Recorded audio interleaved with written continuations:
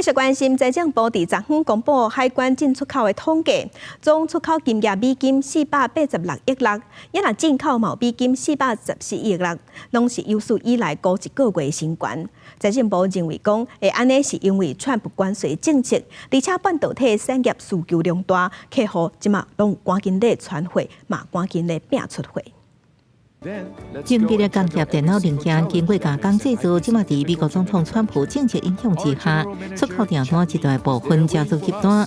工业电脑大厂威电，美国市场营收比重就占39%、35%。即卖美国半导体关税特别宣布，厂商是赶咧出货。 我们的客人目前的反应大概都是把之前原来在 Q3 要出的货，尽量希望能在 Q2 把它出了。那 Q3 现在的需求，说实话，以美国客人来讲，稍微比较观望。 那我们也持续跟客人做充分的沟通。目前这关税缓冲期，厂商评估有希望因为极端效应加提早出货带动，整季营收动能，单季出货成长差不多1到2成。不过面对半导体关税，也佫有汇率双面夹杀，厂商唔敢大意。同款状况唔是单一个限，财政部公布4月进出口486.6亿美金，是历年单月第一关。4月份的出超是72.1亿美元。 客户端的积极备货，4月份的出口比上年同月增加112.1亿美元。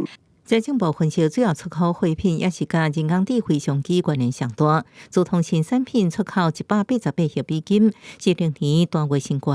半导体相关设备进口也有414.6亿美金，同款创历年单月第二高。不过国际货运方面，所因为美中之间高关税竞争，相比货运量减少真济。根据货柜追踪服务业者资料显示，为中国运向美国20艘货柜订单量达到45%，包含囡仔用品、运动器材、生活杂货，全部受影响。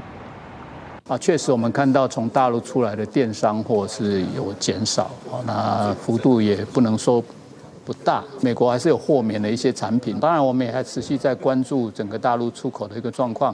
那必要的时候，我们就会把货机做一些调整。国际局势变动大，航商爱努力调配营运策略。口一支关税缓冲期结束了后，国际产业链也可能定做外界继续观察。记者综合报道。